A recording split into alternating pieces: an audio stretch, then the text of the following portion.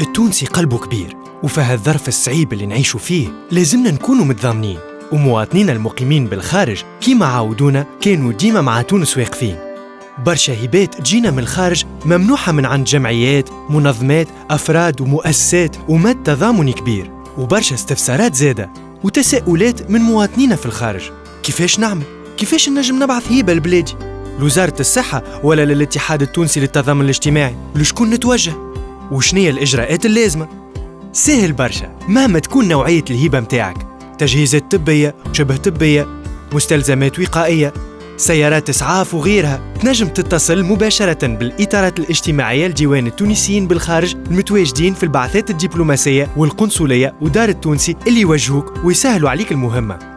كيما تنجم وفي صورة إذا كانت الهبة موجهة لوزارة الصحة تدخل على موقع الويب www.santetunisie.rns.tn وتضغط على الخانة المعنية بالهبة. توا تقوم بتحميل وثيقة شهادة التبرع، تعمر الاستمارة والجدول وتبعثهم عن طريق البريد الإلكتروني covid19.don.ms@gmail.com.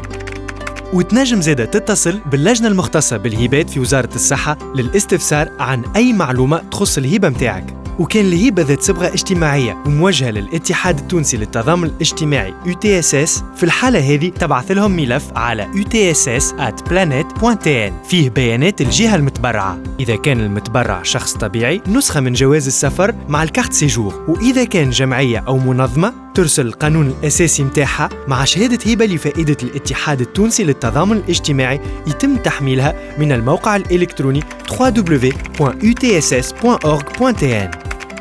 ونذكركم أنه لا تقبل الملابس والأحذية المستعملة والسيارات السياحية، كما تخضع بعض الأصناف من البضائع موضوع الهبة لإجراءات وتراخيص خاصة. يشترط بالنسبة لوسائل النقل كما ليزامبولانس وغيرها أنها تكون مسجلة باسم المتبرع أو يكون عنده على الأقل عقد شراء باسمه. وأخيراً كي توصل الهبة لتونس تتولى وزارة الصحة ولا الاتحاد التونسي للتضامن الاجتماعي التنسيق مع مصالح الديوانة التونسية لتسريح الهبة في أقصر وقت ممكن حتى يتم تسليمها، مع العلم أنه بإمكان المتبرع حضور عملية التسليم.